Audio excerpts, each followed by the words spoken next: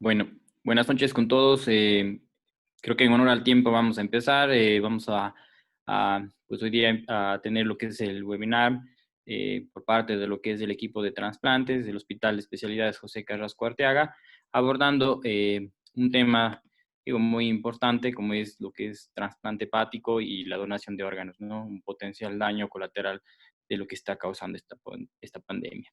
Esta charla va a ser impartida por el doctor Agustín Vintimilla, pues el doctor Agustín Vintimilla es cirujano general. Aparte de eso, el doctor cuenta con títulos de cirugía hepatopancreatobiliar, de cirujano de trasplante renal y cirujano de trasplante hepático. Y pues perteneciente al staff de cirujanos y al staff de cirujanos de trasplante del Hospital de Especialidades José Carrasco Arteaga. A nombre de todos los que hacemos todo el equipo de trasplantes del Hospital José Carrasco Arteaga, aquellos que están y aquellos que ahora también no están, pues le damos la bienvenida a todos a este webinar y pues a continuación vamos a pedir al doctor Vintimilla que nos dé su charla, por favor. Bueno, muchísimas gracias, Patricio. En primer lugar, quería agradecer la invitación de parte del departamento y de la coordinación del departamento de enseñanza del Hospital José Carrasco Arteaga. Felicitarles por esta labor de casi 120 días que ha demorado toda esta situación, esta pandemia. Ellos también se han mantenido liderando esta serie de charlas de educación médica continua. Nos han pedido que hablemos. Yo, si bien me han pedido que yo hable, estoy a nombre de un grupo grande de personas, ¿no? Estoy simplemente, hablo en representación de un grupo grande, como dijo Patricio, del Departamento de Trasplantes del hospital, ¿no? Eso tiene que ver muchas personas, tenemos gastroenterólogos, nefrólogos, cirujanos, enfermeras, anestesiólogos, coordinadores, así que sería injusto tomarme la atribución simplemente a mi nombre, ¿no? Por cuestiones de tiempo no puedo nombrarles a todos, ¿no? En estos 3 meses, más de 120 días, ya como digo, se han venido hablando mucho en estas charlas organizadas por el Departamento de Enseñanza sobre la nueva enfermedad, sobre el nuevo coronavirus, ¿sí? Yo no soy ningún experto, como muchos de los ponentes en los meses pasados lo dijeron, no soy experto en coronavirus, no les vengo a hablar mayormente sobre eso y creo que ya lo que se ha hablado en estos meses está claro, todavía habrá mucha información en los próximos meses en salir. Mi charla va dirigida principalmente hacia lo que es el trasplante hepático y la donación de órganos en respecto a este tipo de enfermedad, ¿no?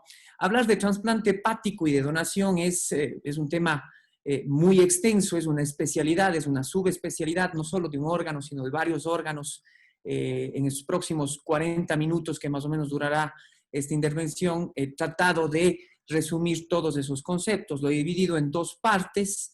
La primera parte dará una visión global de cómo es el trasplante hepático y sus diferentes indicaciones y sus diferentes pasos. Y la segunda parte, pues ya nos hablaremos sobre la parte de cómo ha afectado esta pandemia a este tipo de terapias como es el trasplante. No tengo ningún conflicto de interés con respecto hago esa declaración. Como les dije, se divide en 2 partes, el trasplante hepático con su introducción, indicaciones, cómo está asignado los órganos, hablaremos un poco de la donación, mostraremos un poco de fotos y esquemas de cómo es las técnicas quirúrgicas y un poco de resultados, teniendo en cuenta que en nuestra audiencia también hay una cantidad nada despreciable de médicos generales, de médicos en formación, y he creído importante. Y en su segunda parte, pues, su relación a la pandemia, como habíamos indicado. Bien, con respecto a la introducción, ya esta terapia se hace más de 50 años. El profesor Thomas Starcer, en el año de 1967, inició esta terapia, ¿no?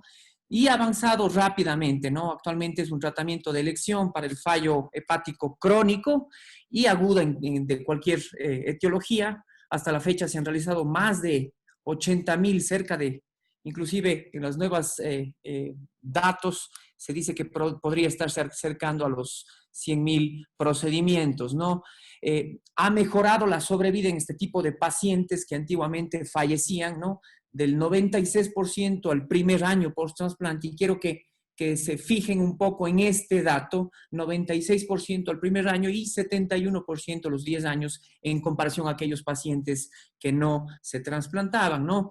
Y este éxito se debe a varios avances, ¿no? Nuevos agentes inmunosupresores, nuevas soluciones de preservación, mejora notable en las técnicas quirúrgicas. Yo aquí discrepo un poco, la técnica quirúrgica casi no ha variado mayormente a la descrita con el profesor Starcer. Lo que sí ha mejorado de manera indudable son las técnicas anestésicas y pues de los cuidados intensivos postoperatorio, ¿no?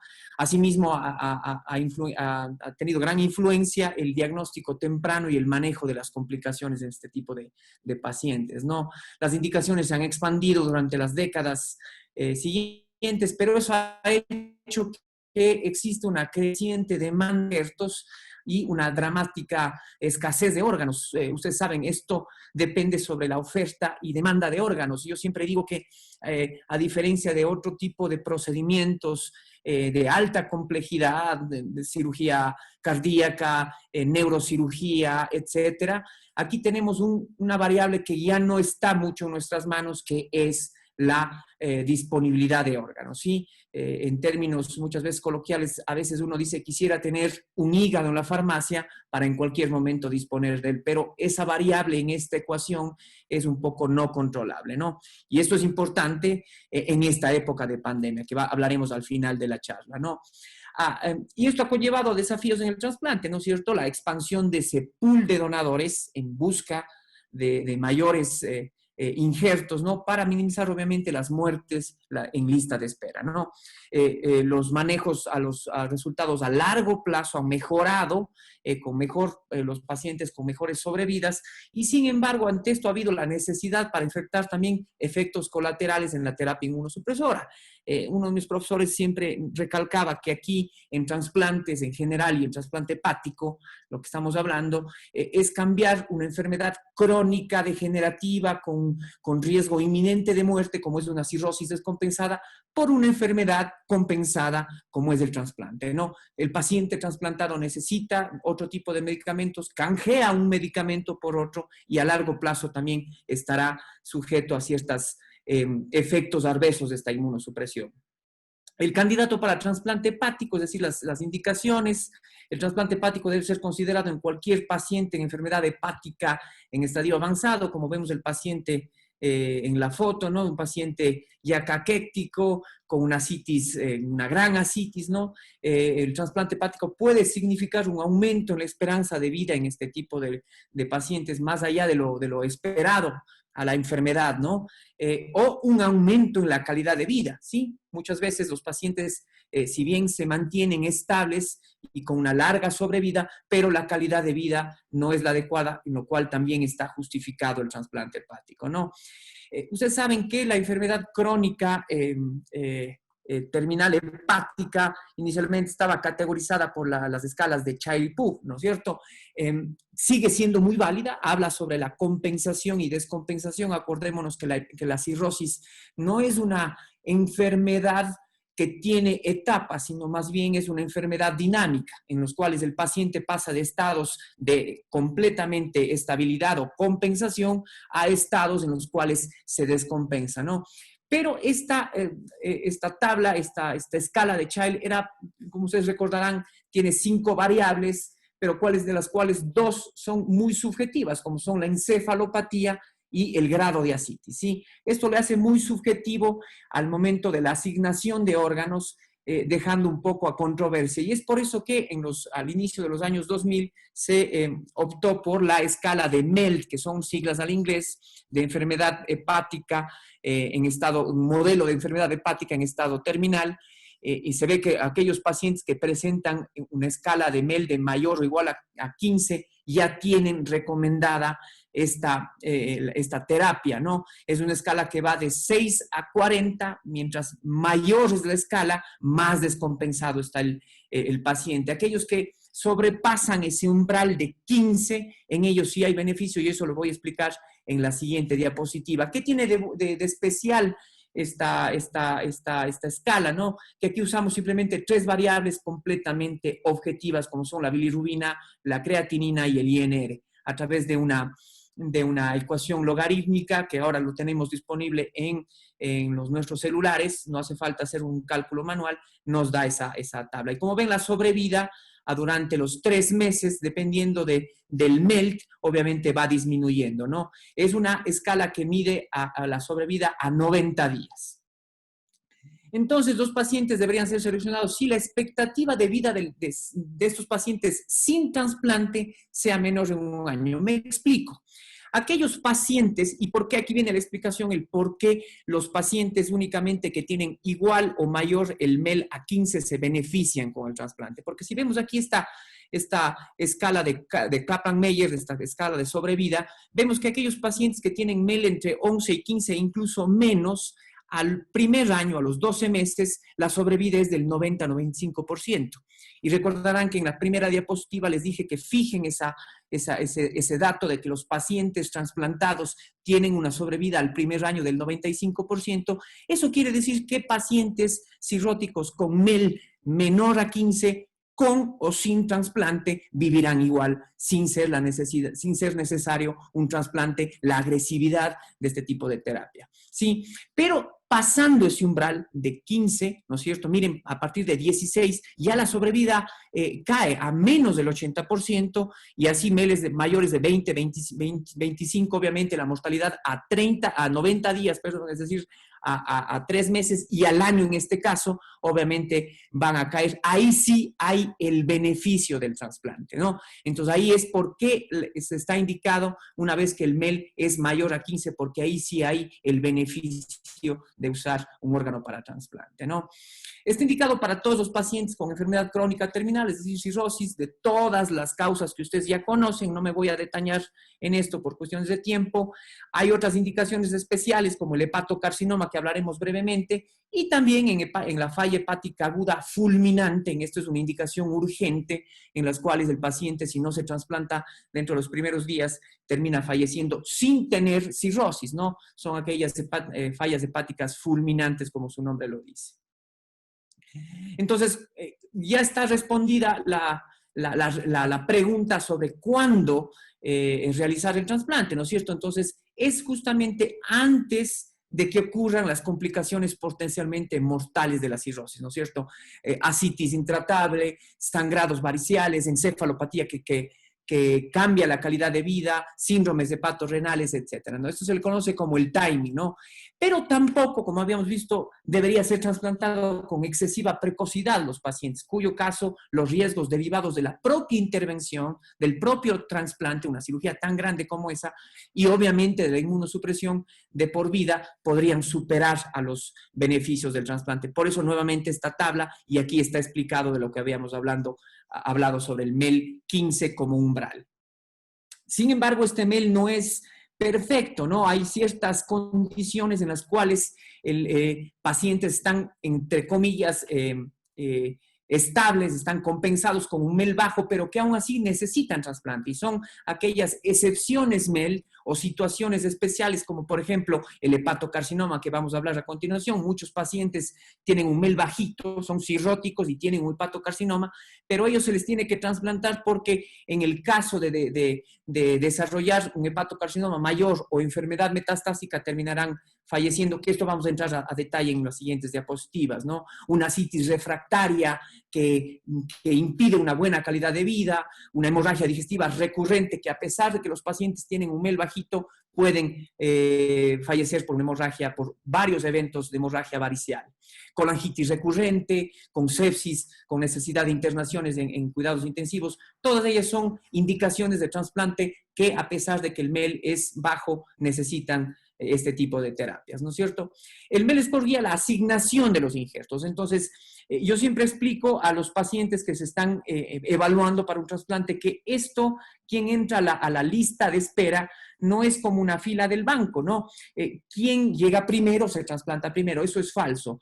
Hay pacientes, obviamente, que muchas veces se encuentran años en la lista de espera, pero es porque tienen un MEL todavía bajo o que se mantienen compensados, ¿no? Entonces hay pacientes que pueden ingresar a la lista de espera hace 1 o 2 semanas, pero que su MEL se dispara a niveles superiores, digamos así, y obviamente la mortalidad aumenta. Es por eso que se trasplanta justamente el más enfermo, sin importancia del tiempo en lista de espera. El hepatocarcinoma es una situación especial. Está indicado para los pacientes con ciertas neoplasias hepatobiliares, como es el hepatocarcinoma. El colangiocarcinoma, solo en ciertos centros, es muy controversial esto, solo en ciertos centros en el mundo, y en ciertas metástasis hepáticas, como son las de tumores neuroendocrinos. Actualmente se habla sobre la posibilidad de metástasis de cáncer de colon, pero todavía están en cierta investigación estas nuevas indicaciones, ¿no es cierto? El hepatocarcinoma es el tumor primario más frecuente del hígado. El trasplante hepático es una buena opción terapéutica en fases iniciales de ese tumor, siempre y cuando sea irresecable, ¿no? Recuerden, tiene que ser hepatocarcinoma y cirrosis, porque aquellos casos donde hay un hepatocarcinoma en pacientes no cirróticos, se podría hacer la opción de simplemente la resección hepática, sin la necesidad del uso de un injerto a través de un donador, ¿no?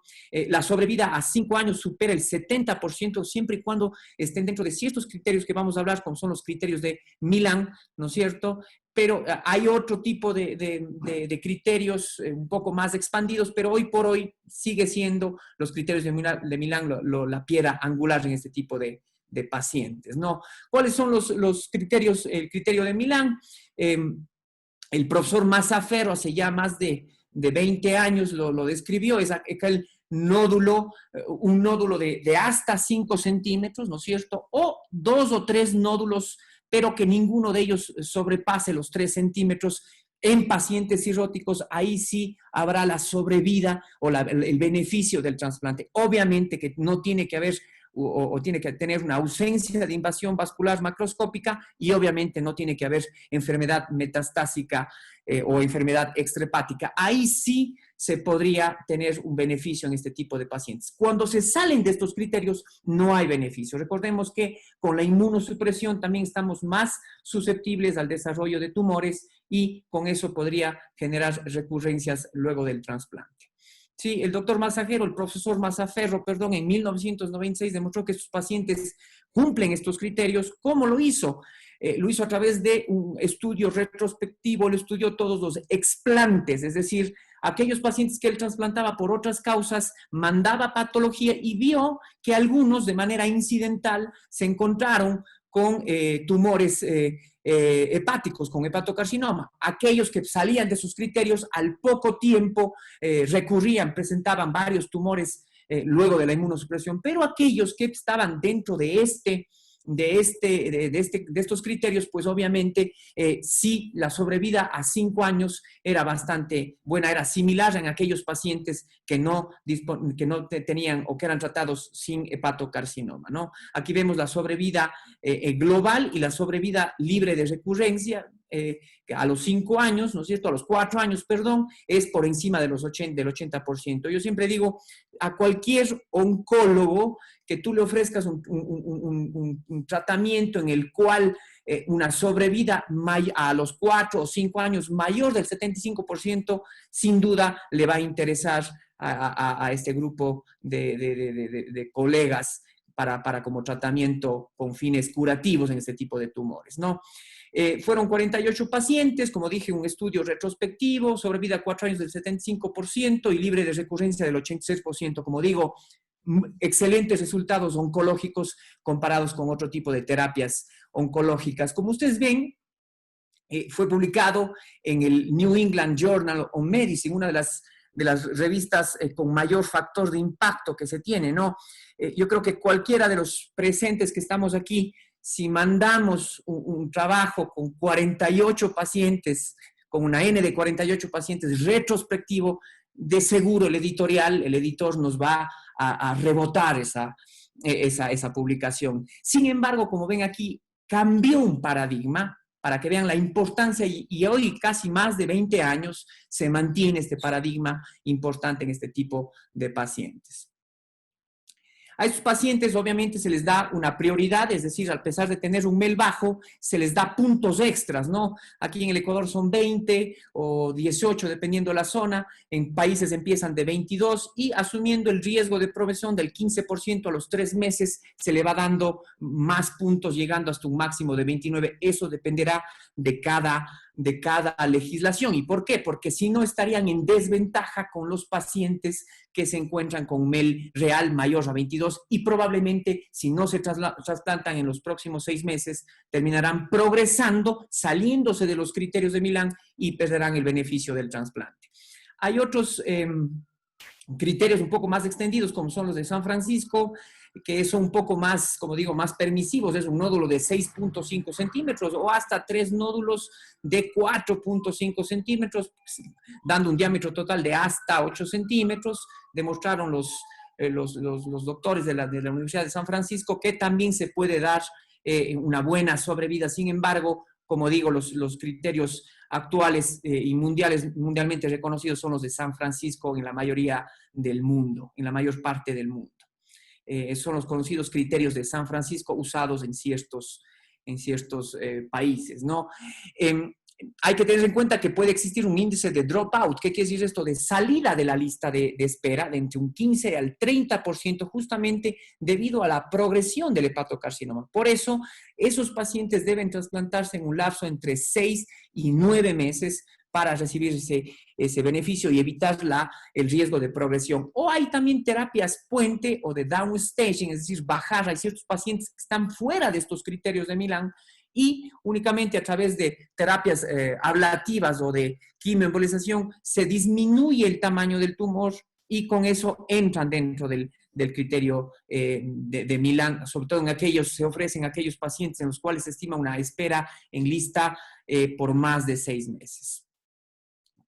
Bien, ya tenemos las indicaciones. Luego de tener un paciente cirrótico con las indicaciones para el trasplante, tenemos que buscar que no tenga contraindicaciones para el trasplante, ¿no? Es decir, aquí pasa por una exhaustiva evaluación multidisciplinaria, ¿no es cierto?, por cardiólogos, nefrólogos, neumólogos, por infectólogos. Hay que buscar si no tiene enfermedad neoplásica, ¿no? Recordemos que después de la inmunosupresión, si es que no detectamos una neoplasia en otro lado, puede favorecer el crecimiento de los tumores, ¿no es cierto? Es importante la parte psiquiátrica y psicológica en aquellos pacientes con adicciones. Tenemos que entender que estamos usando un bien no renovable del Estado, como es un órgano, y al dar un paciente que sabemos que no va a tener un buen apego, un buen apoyo socioeconómico, familiar, estamos desperdiciando y quitándole chance a otra persona que probablemente sí se beneficiaba, ¿no? Se dice que hasta los 65 años es lo que se permite. Sin embargo, la edad cronológica, como ustedes sabrán, no es tan importante. Hay centros en los cuales se puede trasplantar inclusive más de 70 años.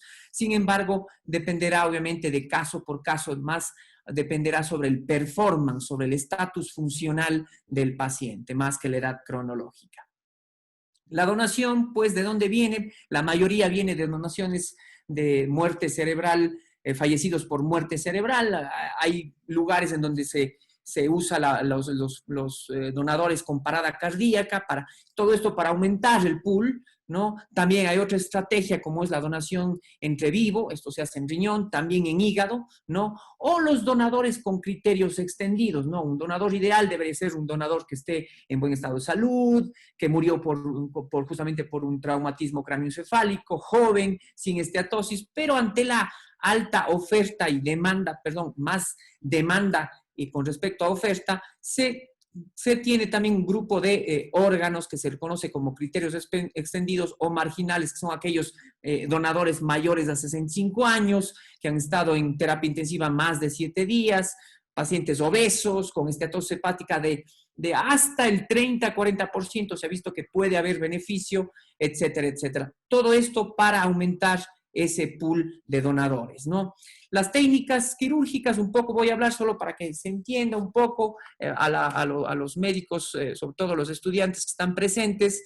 Hay varias estrategias para justamente con esta escasez de órganos en los cuales, por ejemplo, tenemos el trasplante split, es decir, agarrar la mitad de un hígado, esta mitad del lóbulo izquierdo o el segmento lateral izquierdo y dar a un receptor pediátrico y la otra parte, de la parte derecha del hígado, ir hacia un donador, ¿no? Con esto, con un donador tenemos dos receptores, ¿no? Esa es una de las estrategias, ¿sí? Obviamente son cirugías un poco más complejas que necesitan mayor entrenamiento, mayor recursos personales, son dos hospitales, mayor tipo de terapia intensiva, que eso vamos a hablar al final de la charla cuando hablemos sobre la pandemia actual. Si bien me preguntan siempre, una pregunta es ¿cuánto dura una cirugía de trasplante hepático? Muchas veces dependerá, ¿no?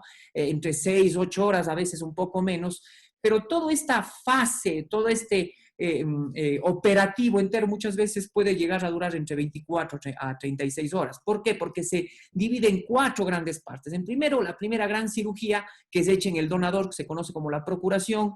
Una vez que extraemos los órganos, el órgano, en este caso el hígado, tenemos que hacer la cirugía de banco o conocida como back table, es decir, preparar al hígado, ¿sí? Al injerto, que normalmente lo sacamos en bloque, sacamos, lo pelamos bien, digamos así, lo dejamos bien disecado para que las estructuras vasculares puedan ser implantadas.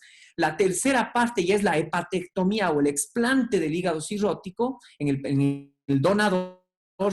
Y finalmente la última parte ya es el implante del injerto o trasplante propiamente dicho. ¿Sí? Aquí vemos una foto de un donador cadavérico, ¿sí? Que ustedes sabrán, la muerte encefálica es una muerte reconocida legalmente y fisiológicamente, en los cuales simplemente el donante, que es un donante fallecido, se mantiene con latido cardíaco gracias al soporte de vasoactivos y ventilación mecánica, ¿no? Pero el paciente se le considera legalmente y es más fisiológicamente con una muerte, ¿no? Entonces hace una gran laparotomía. Estas no son fotos mías, bueno, son fotos cuando yo estuve de entrenamiento en la Ciudad de México, cortesías de mis profesores, el doctor Mario Vilatobay y doctor Alan Contreras. Aquí estamos empezando la disección del hilio hepático.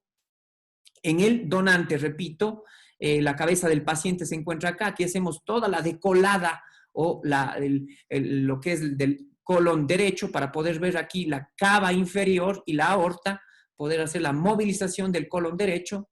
Aquí podemos ver claramente la cabeza se encuentra acá, en el lado izquierdo de la pantalla. No sé si ven mi flecha. Aquí está la vena cava. Estamos refiriendo la arteria mesentérica superior. Y finalmente hacemos la canulación de tanto la arteria aorta, infrarrenal y también lo que es la vena mesentérica inferior que va a drenar hacia la vena porta para la infusión de soluciones de preservación que el injerto será necesario para su almacenamiento en la cadena de frío, ¿no? Una vez extraído, pues obviamente se le hace el embalaje y obviamente ya se le guarda para ser transportado muchas veces de ciudad a ciudad. Y finalmente, la segunda parte viene ya la cirugía de banco o cirugía de back table, como les decía, que es preparar a todo el injerto, ¿no? Quitarle todo ese tejido graso de exceso. Aquí estamos viendo el injerto hepático en su cara posterior. Esta es la vena cava retrohepática, disecada y ligada a cada uno de los pequeños vasos. Aquí vemos la vena porta ya disecada con su drenaje, con su sonda, en el cual se infunde también soluciones de preservación. Aquí estamos disecando ya de manera anatómica la arteria hepática y todo el tronco celíaco, y de manera ya que quede de esta manera, ¿no? Muchas veces llevamos un parche de Carrel que se llama, es decir, parche de la aorta para que tener mayor superficie de anastomosis. Son cuestiones técnicas nada más que voy a pasar un poco más rápido por cuestiones del tiempo. Entonces, finalmente tenemos así una arteria, un sistema de arterias listas para ser implantadas, ¿no? Se embala, se entra en la cadena de frío y tiene que mantener en soluciones de preservación. Miren este ejemplo, aquí vemos claramente, es una pena, es un injerto que se perdió, tiene una trombosis importante de la arteria hepática. Este injerto pues se tuvo que descartar, fue una pena, no se pudo trasplantar, ¿no? Y después viene obviamente la tercera parte que habíamos hablado, que ya es el explante, es decir, la cirugía ya en el donador, se hace a través de grandes laparotomías. Hay a veces pacientes con grandes desafíos porque los abdómenes ya son previamente manipulados, con grandes adherencias. Recordarán que el paciente cirrótico tiene una gran hipertensión portal, que eso provoca un sangrado importante en esta fase de la cirugía, ¿no? Vemos pacientes con grandes ascitis, aunque esto técnicamente nos facilita porque nos creó un espacio importante para el implante. Esto, a pesar de que el paciente clínicamente habla de una debilidad, de una fragilidad, técnicamente tal vez a los cirujanos nos convenga tener este tipo de pacientes con grandes ascitis. Este es un ejemplo, por ejemplo, de un caso de una enfermedad poliquística del hígado, ¿sí? Casos muy complejos para hacer el explante, que a veces demoran muchas horas y con grandes sangrados. Este es un hígado con múltiples metástasis de un tumor neuroendocrino, también muy complejo su extracción del implante. Entonces empieza con la movilización del hígado, con sus diferentes ligamentos, los ligamentos coronarios, ligamentos triangulares. Aquí no me voy a detener un poco. Vamos al hilio hepático. Ven la importante red colateral, red de hipertensión portal, que eso hace un sangrado de manera muchas veces abundante, ¿no? Que aquí es importante el manejo anestésico de ese paciente, ¿no? Aquí vemos ya la vena porta disecada, ya prácticamente lista para ser clampeada y cortada para hacer la extracción. ¿Sí? Acá estamos yendo hacia la parte suprahepática. Esta es la parte del diafragma, que estamos ya prácticamente en la suprahepática, que es un paso muy crítico. Y para esta parte tenemos varias técnicas que tampoco voy a entrar en detalle, pero que es la exclusión total, el piggyback, y antiguamente ya no se usa mucho como el puente veno-venoso, que ya no se usa en la actualidad. Miren, aquí estamos en la fase anhepática, ya hemos extraído el hígado cirrótico. Vemos acá la cabeza del paciente, este es el diafragma, y hay una gran pinza que está pinzando, valga la redundancia, a la vena cava inferior suprahepática, ¿no? Y acá otra pinza que está conteniendo a la vena, vena cava inferior infrahepática, ¿no? En este momento el paciente hay que ser un poco ágiles y rápidos porque recordarán, toda la precarga le cae. Estamos tapando toda la precarga desde toda la parte inferior del cuerpo. Aquí es importante el manejo anestésico del paciente, pues que el paciente entre en un shock. Es importante aquí tener un manejo anestésico importante. Aquí toda la parte inferior, como ven, la vena cava está sin llegar al corazón, y eso causa estragos fisiológicos, ¿sí? Entonces, finalmente, más o menos un esquema de cómo quedaría la unión entre las dos cavas.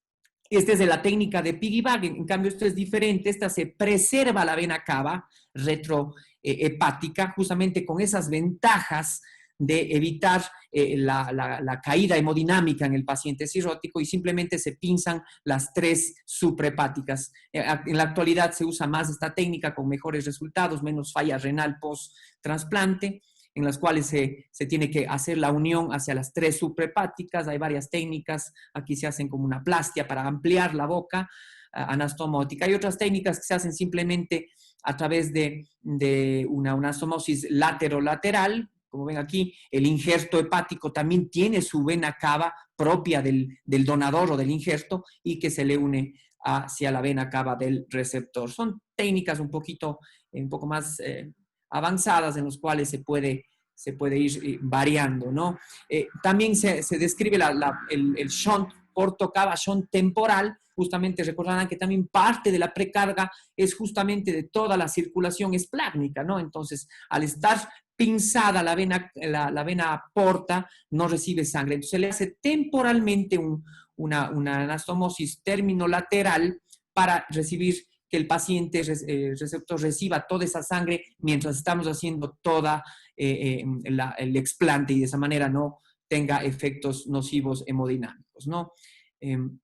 Como les dije, ya no se usa mucho el puente veno-venoso, que era simplemente para evitar todos estos efectos hemodinámicos, sobre todo en aquellas técnicas con exclusión total, se les recibía a través de una bomba extracorpórea a través de la vena yugular, la vena también ilíaca y la vena porta se recirculaba de esa manera, el paciente se mantenía un poco, pero ya no se usa mucho porque, como les dije al inicio de la clase, las nuevas técnicas anestésicas y esta nueva técnica del piggyback ya no es muy necesaria. ¿Sí? Empezamos ya el implante, ya obviamente ya la última fase, ¿no es cierto? Aquí implantamos la vena cava superior. Aquí estamos, como ven, aquí esta es la cabeza, hacia acá está la cabeza del paciente, este es el diafragma, esta es la vena cava pinzada, casi ya a nivel de la aurícula derecha, y estamos haciendo la nueva anastomosis. Esta es la vena cava infrahepática de la misma forma, y finalmente la anastomosis de la vena porta término terminal. Queda de esta manera, ya únicamente nos faltaría lo que es la anastomosis arterial.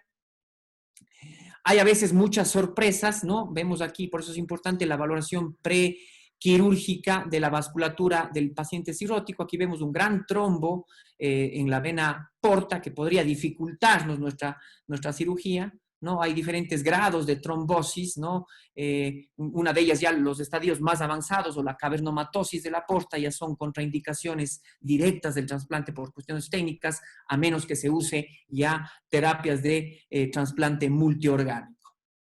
¿Sí? O se puede usar también diferentes técnicas quirúrgicas como parches venosos, que eso no me voy a detener mayormente. ¿Sí? Y finalmente se hace la anastomosis arterial, y con eso ya el injerto queda vascularizado, ¿no? Luego de eso se hace la colecistectomía. Muchos injertos vienen ya con vesículas, se le hace al final, no antes ni en el back table, luego de la reperfusión sangran mucho, es preferible hacerlo ya con el paciente y con el hígado injertado, ¿sí? Y finalmente la anastomosis biliar, hay varias técnicas, la más usada es actualmente la término-terminal entre colédoco-colédoco, pero también se puede usar estas que ven acá, latero-lateral, dependiendo del diámetro de las vías biliares, o inclusive una derivación biliodigestiva, más que nada esto en cierto tipo de pacientes, o sobre todo en la población pediátrica, ¿no?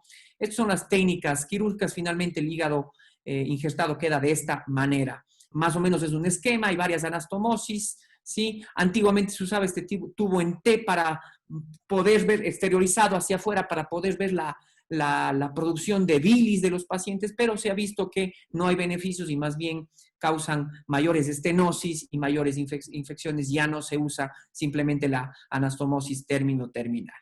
Finalmente el paciente termina con una gran cirugía, con 2 drenajes y sale a cuidados intensivos, ¿no?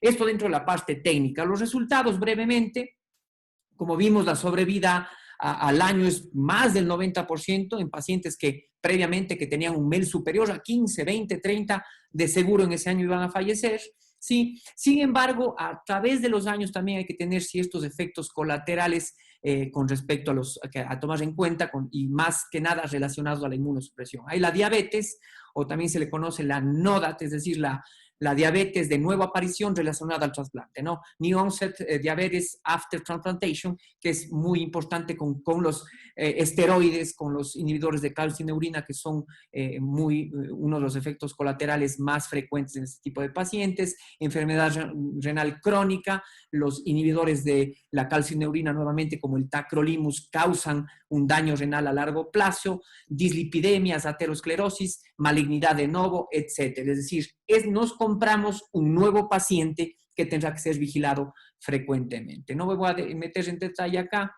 Las complicaciones, las más frecuentes son las biliares, y por suerte las que menos mortalidad tienen, y las menos frecuentes, pero obviamente importantes, son las trombosis arteriales y venosas, que apenas van entre el 1 y 7%, que pueden ser necesarios muchas veces el retrasplante, ¿sí? Inmunosupresión brevemente en cómo está para las personas que más o menos son nuevas en la terminología de trasplante. Hay una terapia de inducción durante el trasplante donde se tienen que dar grandes cargas. Se lo hace a través de anticuerpos monoclonales como es el basiliximab, que es un anti-IL-2. Los anticuerpos policlonales como la timoglobulina se usan más en riñón y dosis altas de esteroides como son la metilprednisolona. Y de mantenimiento se usa terapia triple como son los inhibidores del calcineurina, como son el tacrolimus o la ciclosporina, más usado en la actualidad es de con mejores resultados el tacrolimus, los antimetabolitos como son el micofenolato en sus diferentes presentaciones o la azatoprina. También hay otras opciones como los inhibidores mTOR como son el sirolimus o el everolimus y finalmente los esteroides. ¿Por qué se usa triple terapia? Se pudiera hacer tranquilamente uno solo de ellos, sin embargo a dosis mayores. Entonces, al fraccionar en 3 terapias, bajamos la dosis de cada uno de ellos, dando de esa manera una protección y sin exponer a muchos efectos colaterales, ¿sí? Con el pasar de los meses post-trasplante, la idea es que este tipo de pacientes queden con monoterapia solo con inhibidores de calcineurina. Bien, en nuestro hospital el año pasado, en marzo del 2019, tuvimos ya después de 2 o 3 años de largos trámites a través del INDOD, del Instituto Nacional de Donación y Trasplante de Órganos y Tejidos, que es el INDOD, que es suscrito al Ministerio de Salud Pública, logramos la acreditación como programa de trasplante hepático adulto de donante cadavérico y a inicios de este año, cuando todavía no habíamos, apenas escuchábamos sobre la pandemia, ¿sí? En otros lugares, hago una confesión, yo no pensé que íbamos a llegar a este nivel. Hicimos el primer trasplante con un equipo multidisciplinario. Como ven, hoy se cumplen ya 5 meses en un operativo que empezó el 19, pero el trasplante terminó el 20 del 02 del 2020. Para mí es un día mágico, un número mágico en el cual el primer trasplante en la región sur del Ecuador fue realizado con un equipo multidisciplinario. En el hospital, como ven, aquí está una cuarta parte del personal en cual estuvo involucrado, y yo diría todo el hospital, ¿no? Todo el hospital. Cabe recalcar que no solo es el hospital, hubo una colaboración interinstitucional con el Hospital Vicente Corral Moscoso a través de anestesiología, la doctora Sofía Molina, etcétera, etcétera. El INDOD estuvo siempre pendiente en eso, una cirugía como vimos larga, con todas las complejidades, pero que salió dentro de lo previsto con buenos resultados, ¿no? Les voy a compartir brevemente un video pequeño, el resumen de cómo fue esa jornada. El 19 de febrero empezamos a las 3 de la tarde con el donador. Fue un donador aquí mismo en el hospital, un donador joven de 20 años, el verdadero héroe anónimo que decimos, y ya 20 a las 5 de la tarde pudimos extraer ese injerto. Estamos en la preparación, en el back table que hablamos. Como ven, es un hígado bonito, en buenas condiciones, se almacenó, y de esa manera a las 8 de la noche del 19 de febrero pudimos iniciar la cirugía con el equipo multidisciplinario. Ahí estamos en el explante, en la hepatectomía del hígado cirrótico, la parte un poco más compleja técnicamente. Sale el hígado cirrótico, como ven, un hígado completamente ya crónico, un paciente de 57 años con hepatitis autoinmune, con un child por encima de 15, con un child de 22, child C. Aquí estamos con el hígado, con el injerto hepático en buenas condiciones, y empezando ya la última fase, que es del implante hepático. Esto fue en nuestra sala. Empezó el implante 10 a la medianoche, casi del 20 de febrero. Por eso digo que realmente el trasplante, cuando reperfundió ese órgano, fue ya el día 20, ¿no? Iniciamos la última parte, que es técnicamente igual demandante, son anastomosis muy finas en las cuales se tiene que hacer, muchas veces en espacios muy reducidos. Nada de esto se podría a través de equipos especiales, ¿no? que lo dispone el hospital, un separador abdominal tipo Thompson, que expone la cavidad. Hay que hacer grandes incisiones, es un equipo grande, a través, como ven ahí, el doctor Patricio Martínez, el doctor Enrique Moscoso, el doctor David Barzallo. Hay un grupo grande, la doctora Sofía Molina, como colaboración del Hospital Vicente Corral Moscoso en anestesia, y finalmente la reperfusión hepática a las 4 de la mañana, 4:30, terminamos de manera feliz el primer trasplante hepático en la ciudad de Cuenca. Con ese equipo maravilloso, es el paciente, siempre nos manda saludos. Luchito Chañay, Luis Chañay, hablamos con él, es más, estuvo muy contento. No quisimos poner foto de él, él nos autorizó, él dijo que quiere ser un ejemplo vivo de este tipo de terapias en la primera semana, y esta es la foto de hace 2 días que nos envió y me encargó que dé un saludo enorme a todo el hospital, a todo el equipo de enfermeras, a todo el equipo médico que estuvo detrás. Hoy, 20 de julio, cumple los 5 meses post-trasplante hepático en nuestro hospital. Bien, aquí la primera parte, como podrán ver, esto es, y las siguientes diapositivas comenzaremos ya con cuál es la relación. Ahora, todo esto empezamos, como ven, el 20 de febrero, cuando se oía hablar de la pandemia. Ahora, ¿cuál es la relación de la pandemia por COVID-19 en relación a los trasplantes? Como ven, nos hemos mantenido sin trasplantar más justamente por todo eso. La aparición del nuevo coronavirus a finales del 2019 y su rápida expansión de manera globalizada ha provocado que muchos sistemas de salud en el mundo colapsen, ¿sí? Ocasionando básicamente la saturación de diversos servicios hospitalarios, incluyendo la unidad de cuidados intensivos, ¿sí? Esta es una perspectiva, es un editorial de un médico cardiólogo que me gustó mucho, que salió al inicio de la pandemia, que habla sobre la mano invisible de la pandemia del coronavirus. Se habla sobre aquellas muertes no relacionadas al coronavirus, que igual está a través de un oleaje llevando a muchos pacientes a desenlaces fatales, ¿no? Como son enfermedades prevalentes que antes de la pandemia no tendrían que fallecer, ¿no? Pacientes crónicos, diabéticos, renales, pacientes oncológicos, muchas veces no están siendo tratados de manera adecuada justamente por ese colapso del sistema de salud, y lo que nos compete, las fallas orgánicas terminales en espera de un trasplante, de manera indirecta, como les dije al inicio de la charla, como lo nombré, el daño colateral de la pandemia en este tipo de pacientes. En el hospital hemos tenido ya 2 pacientes que estábamos evaluando para trasplante que se descompensaron de manera dramática, pacientes cirróticos que terminaron falleciendo sin un trasplante, pues obviamente porque los centros de trasplante al inicio mundial y luego aquí a nivel nacional tuvieron que parar justamente por toda esa necesidad de cuidados intensivos para los pacientes COVID. El ámbito de los trasplantes no está libre de la incertidumbre frente a esta crisis sanitaria.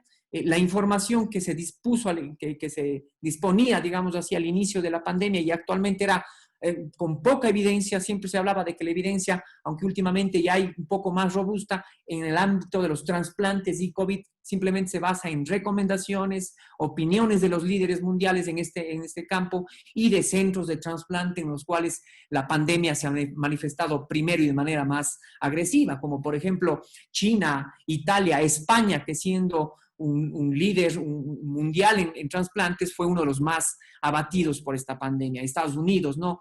Y gran parte de estas recomendaciones se basa justamente en las experiencias de ellos y en epidemias pasadas, como son el SARS-CoV-2 del 2003, recordarán, y el MERS-CoV de 2012, ¿no? No hay mucha evidencia en este grupo de pacientes o qué hacer en este tipo de situaciones. También se han extrapolado experiencias con otros brotes recientes como el virus del ébola, de la influencia H1N1, virus del Zika, y los conocimientos o lecciones aprendidas de las infecciones respiratorias por otros virus en la subpoblación de pacientes trasplantados. Entonces, son meras recomendaciones y es por eso que dentro de estas recomendaciones se les clasifica o se les divide en varios puntos, ¿no? ¿Cuál va a ser la actitud frente a la donación de órganos y tejidos en esta pandemia? ¿Cuáles son las modificaciones en la valoración del donante y el receptor? Esto se pone ya de por sí, es un desafío llegar a un trasplante. Ahora con este tipo, cuando ya pase la pandemia, se nos ampliará más, me refiero a las pruebas diagnósticas para que tanto el donador como el receptor no tenga infección por coronavirus. ¿Cuándo? La decisión de cuándo realizar el trasplante en un centro, ¿no? Dependiendo, ahorita, por ejemplo, en nuestro hospital no es posible poderlo realizar. Estamos, creo que, en nuestro nivel más crítico en la unidad de cuidados intensivos. La conducta frente a los pacientes ya trasplantados y aquellos que están siendo lista de espera, ¿Cuál va a ser, cómo van a ser valorados, cómo van a ser trasplantados, cómo van a ser tratados, cómo van a ser valorados? Y finalmente, pacientes que ya fueron trasplantados y que ya han sido infectados. Y ojo, aquí me voy a salir un poquito también de la parte hepática. Tenemos el hospital, si bien inició el trasplante hepático en este año, pero todo esto es gracias a los pioneros de hace más de 10 años en el hospital, gracias a un laborioso y exitoso programa de trasplante renal que ya lleva el hospital. Hemos evolucionado a un nuevo trasplante de complejidad, pero tenemos una población de alrededor de 200 trasplantados renales durante estos 10 años que también se han visto afectados por esta pandemia. ¿Cuál va a ser la actitud frente a la donación de órganos? Sabemos bien que para que sea una realidad un trasplante es necesario un buen acto de donación. La mayor parte de los trasplantes a nivel mundial, como dijimos, provienen de donadores cadavéricos que de manera sine qua non especial son mantenidos en unidades de terapia intensiva. Sin embargo, frente a la constante amenaza y crecimiento exponencial de la pandemia, cada vez casos más graves de coronavirus son precisamente dichas unidades altamente especializadas, su personal y recursos que se hacen cada vez más escasos por su demanda, ¿no? Y eso, de esa manera, se crea una competencia y de esa manera un dilema ético en la comunidad médica y comunidad también en general, ¿no? Entre tener un paciente con potencial beneficio de dar vida a más pacientes con otros pacientes casos graves que son ya potenciales reales, es un beneficio real de salvarle la vida y con pacientes que necesiten intubación por coronavirus. Entonces se crea esa competencia y en este caso, pues obviamente está jugada más hacia los casos de coronavirus, ¿no?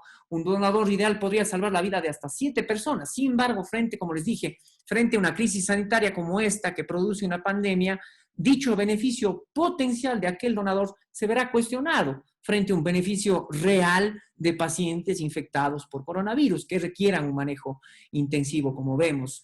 Se vuelve un problema mayor, no solo médico, sino ético. Hay que tomar en cuenta también que la donación de órganos, que cuando vamos a proceder a una donación de órganos, estamos exponiendo tanto al personal médico, tanto a los receptores, a un ambiente propicio para la infección y para la propagación del coronavirus, si no se toman las medidas adecuadas de manera anticipada. De esta manera se hace de mayor complejidad hoy por hoy realizar un trasplante. Las diferentes recomendaciones publicadas hasta la fecha señalan que cada centro y cada región debe balancear justamente los riesgos y beneficios de realizar o no un trasplante. Uno revisa siempre estas guías o recomendaciones. Personalmente yo me he contactado con jefes donde tuve la oportunidad de formarme tanto en México como en Brasil, y el denominador común es: Agustín, ¿cómo está tu hospital? Ni siquiera tu ciudad. ¿En qué condiciones, en qué semaforización está tu hospital? Y de ahí se parte la toma de decisiones. Y es por eso que, tomando en cuenta el estado actual en el cual se encuentra determinada región y hospital, ya sea en la fase inicial o fase más avanzada de la pandemia, con casos ya comunitarios como el que estamos viviendo en la actualidad, y la disponibilidad de recursos necesarios para el trasplante sin perjudicar de manera, obviamente, la contingencia de esta crisis sanitaria, ¿no? Regiones en las cuales aún cuenten con los recursos suficientes hospitalarios y de personal podrán hacer esos trasplantes.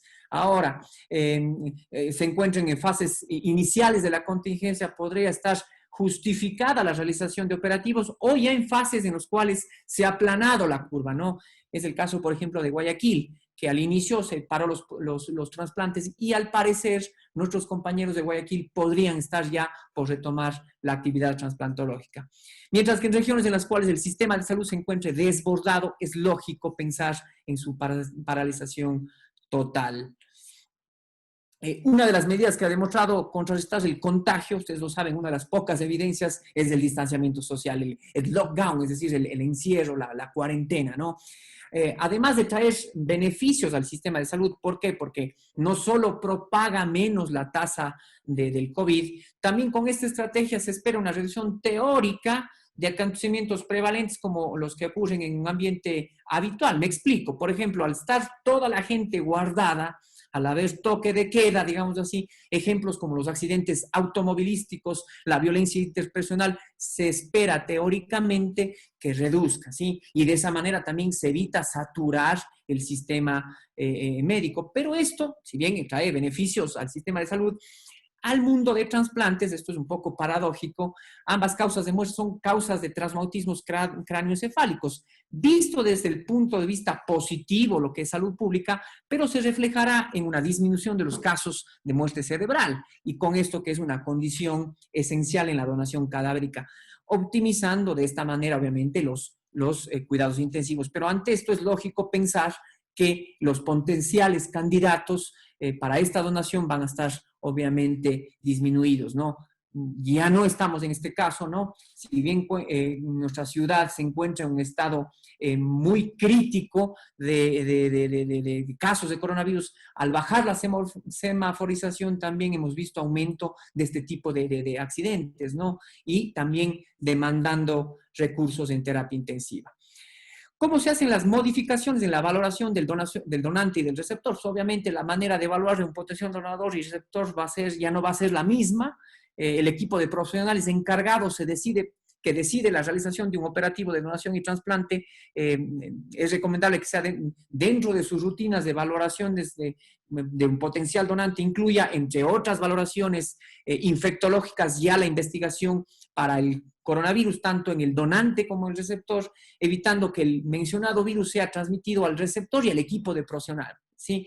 Eso también, el equipo de profesionales tiene que estar cubierto con más equipos de protección, encareciendo más los servicios de este tipo, ¿no? Un donador con alta sospecha o confirmación de infección por coronavirus deberá ser categóricamente desestimado para donación. Aquí vemos algunas recomendaciones, como ven, son simplemente puntos de vista personales, no hay guías como tal, en los cuales, por ejemplo, en diferentes países, ¿no?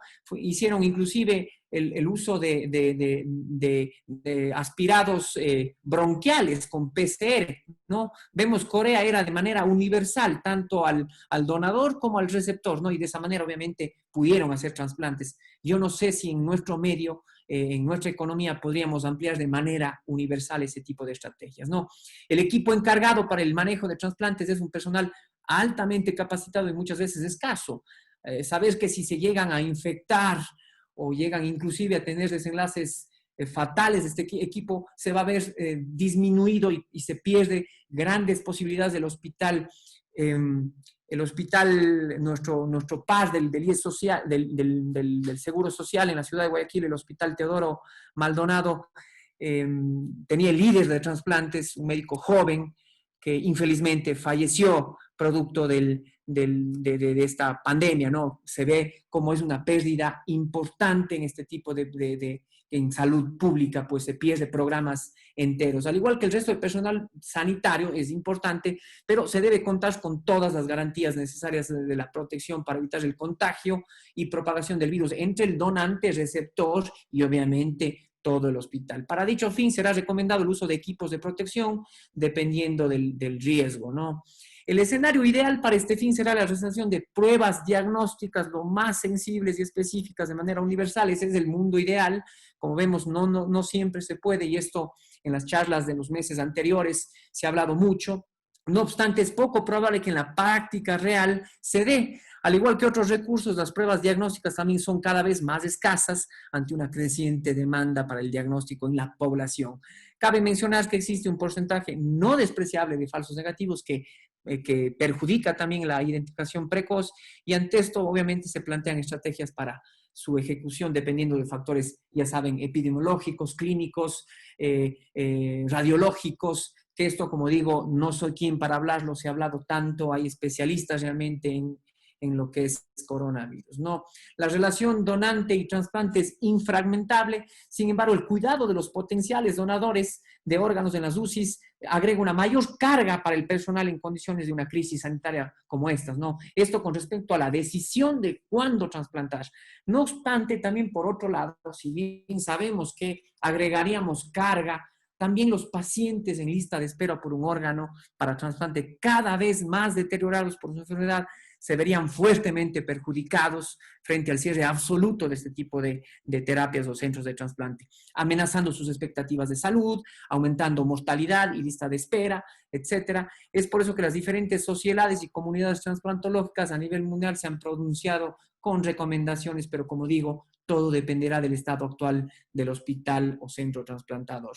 Los criterios que se toman en cuenta para la efectiva donación de órganos y tejidos en circunstancias de una pandemia como la del COVID-19 también se aplican para los trasplantes, ¿no? No obstante, para los pacientes, ¿no? Este lado de la ecuación presenta particularidades importantes. En todo trasplante hay ciertos conceptos, el de equidad, el de beneficencia, como vimos, el de utilidad. Tenemos que utilizar, al ser el órgano, un injerto, un bien no renovable y escaso, tenemos que usarle al que mejor le va a servir, ¿no es cierto? Sin embargo, aquí, frente al colapso del sistema de salud, se deberá también sumar también una responsabilidad tanto ética y social, generando, como dijimos anteriormente, también problemas éticos. Será necesario el cumplimiento de ciertas condiciones para poder ejecutar de manera adecuada los trasplantes. Esta decisión será dependiente del número de casos de dicha población y centro hospitalario, es decir, la fase de contingencia o semaforización, la disponibilidad de cuidados intensivos, ventiladores mecánicos, que como decimos, si bien son importantes, pero sobre todo los recursos humanos necesarios, ¿no? De unas pruebas diagnósticas necesarias para confirmar o descartar la infección tanto en donadores como en receptores y obviamente los recursos de protección suficientes para el personal. Es lógico notar que cada uno de estos puntos se relacionan estrechamente entre sí. Estrategias planteadas para reducir la actividad transplantológica de manera progresiva. Al inicio se decía que dependiendo del grado de complejidad o dependiendo del grado de casos que se tiene, se podría ir disminuyendo. Se sugiere una reducción escalonada del 25% al inicio de la contingencia, en fases sucesivas ya desde el 50 al 75% y finalmente, ante posibles escenarios no deseados como la crisis total, que han tenido diferentes ciudades, como fue Guayaquil, nuestro hospital está lleno, la suspensión total del 100% de actividad transplantológica. Así, como ven, son más simplemente puntos de vista personales en los cuales se les plantea, dependiendo de cómo está la semaforización en ese hospital, por ejemplo, los trasplantes de renales, el primer afectado sería el donador vivo, no se tendría que hacer, y así de manera sucesiva. Conforme aumenta los casos de coronavirus, reducir a un 50%, nuevamente dependerá del estado del hospital, de los recursos del hospital, y finalmente en estados en los cuales ya la capacidad de terapia intensiva está al 100% de coronavirus, obviamente se tendrá que suspender, ¿no? De igual manera, el manejo ambulatorio tendrá que, ¿cómo vamos haciendo la consulta externa? Nuestro hospital está sin consulta externa, sin embargo, vamos a ver que nuestra población trasplantada, sobre todo renal, necesita ser valorada. Y así hay varios autores, ya ven, son simplemente letras, cartas al editor, en los cuales, por ejemplo, en el caso del hígado, simplemente aquellos pacientes con MEL más de 20, hay quienes sugieren más de 25, podrían ser trasplantados, teniendo como umbral de gravedad, o en aquellos que tienen hepatocarcinoma más de dentro de los criterios, con riesgo de que se salgan de esos criterios que habíamos hablado al inicio. La donación intervivos va a ser el primero en ser sacrificado. Nosotros tenemos el programa de trasplante renal de donador vivo, no se puede hacer, puesto que esto, si bien es un poco controversial, porque hay quienes dicen que si bien los resultados son menores, a veces no necesitan de terapia intensiva, a veces se podrá necesitar incluso la ocupación de terapia intensiva tanto del receptor y del donador. Entonces, es una circunstancia no deseable frente a una pandemia. Se tomarán en cuenta los pacientes para el trasplante hepático en aquellos que no se puedan ser diferidos más de 90 días. Nuevamente vamos a la tabla del MEL y la sobrevida, que por eso era que les quería explicar al inicio. El efecto de la reducción de los procedimientos de trasplante dependerán también del tipo de órgano, ¿no? Se pensaría que tal vez se podría reiniciar con el trasplante renal al ser menos complejo, en teoría, con menos recursos, pero lo que se ve en realidad que los primeros en ser reiniciados son justamente aquellos trasplantes en los cuales amenazan de manera precoz la vida del paciente en caso de no ser realizados, como son el hígado, corazón, pulmones, donde se realiza, dejando a órganos como el riñón o el páncreas. Sabemos que el riñón tiene la terapia de reemplazo renal, la hemodiálisis, diálisis peritoneal, que pueden hacer como una manera de puente en este tipo de pacientes. No así en el hígado, que sí los pacientes conforme se van descompensando terminan falleciendo. Entonces, lo primero que en los diferentes países, España, Estados Unidos, han empezado a reactivar son justamente esos trasplantes en los cuales son de mayor mortalidad si no se trasplanta el riñón. Realizar los trasplantes procedentes de donación cadavérica dependerá de nuestro estado de donación y se plantea únicamente, obviamente, en los pacientes que se encuentran en inminente pérdida de accesos vasculares, es una de las condiciones de código cero, es decir, que hay que trasplantarle, o en aquellos inclusive que tienen hipersensibilidad, un PRA, es decir, un panel reactivo de anticuerpos mayor al 85% y que sean favorecidos por las pruebas cruzadas, un poquito conceptos que hay que definirlo. Si es que hay un donador en este tipo, compatible en este tipo de pacientes, pues ese probablemente sea el único chance que ese paciente tenga para trasplantarse. Y eso los compañeros nefrólogos, si están presentes, podrán discutir al final.